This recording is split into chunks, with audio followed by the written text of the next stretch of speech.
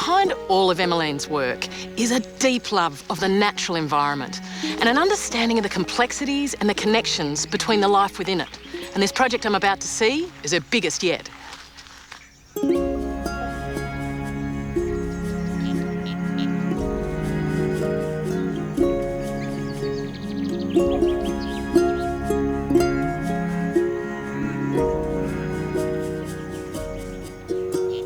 Emmeline designed and managed the entire process constructing this wetland.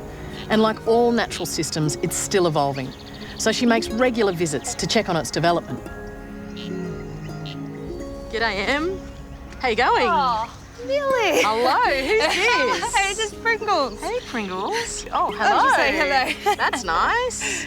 That's not a bad bit of garden company. Yeah, oh, she's always my little friend. Yeah. Good. Go on, you get back on Mum. You can poop on her. Yep. Wow, that is quite a garden. Thank you, yes. It's been a big garden, actually. What was here? Where did it start? When I came here, it was literally just sort of a flat ground with a bit of a bog. There was nothing. It's on the bottom of the property. Is it collecting all the rainwater, or? It is. So all the rainwater from the top reaches of the garden, so you can imagine all the nutrients coming in there, but it collects all of that. We're also collecting a lot of the rainwater and grey water from the houses and the garden up there as well.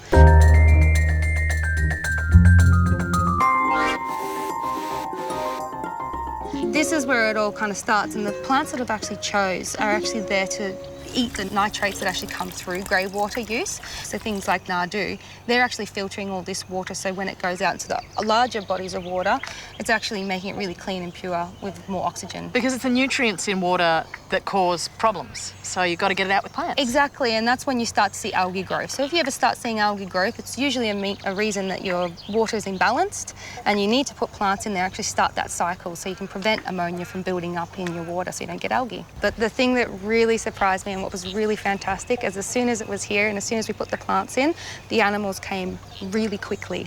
That just became their home and their habitat, and they found it. So whenever you create something, they will find it very quickly.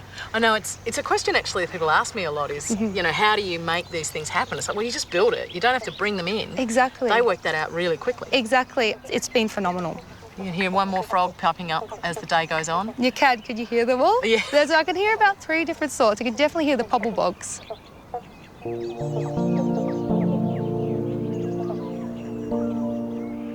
Excavation work at the property took a full year.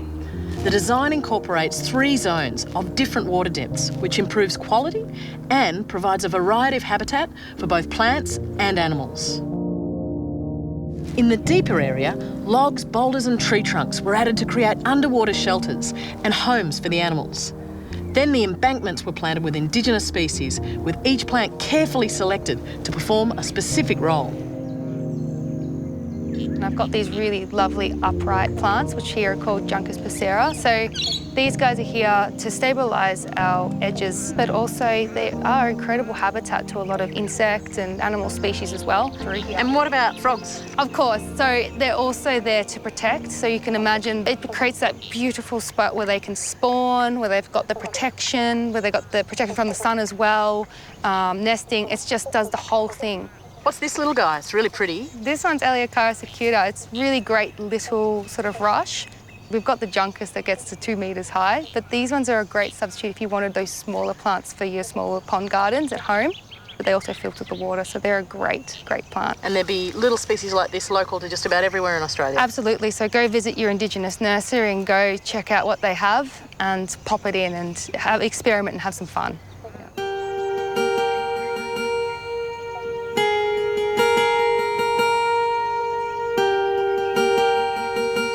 This is a really gorgeous little spot. I love this combination.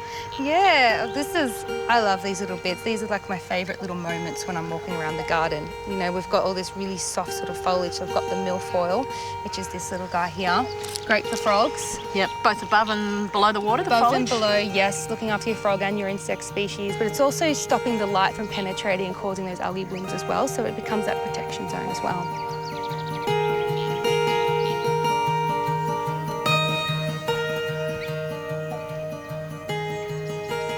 James is the owner of the property, and it was his idea to create this amazing water garden.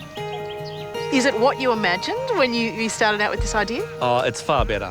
When we first saw Emmeline on the brief, we weren't quite sure how it was going to look. We knew we wanted a jetty, but this is beyond our expectations, and it's just getting better and better as it's maturing.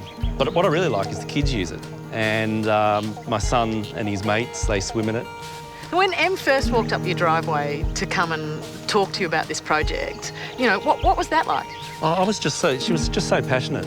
And when you back passionate people, you end up with a result like this. There's things down here I would have never planted, didn't know what they were, but that's the joy of gardening with someone like Em.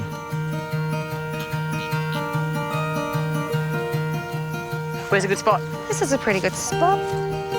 Yeah, right here. This is great. Fringe of plants? Yeah, it's good. Ah, finally.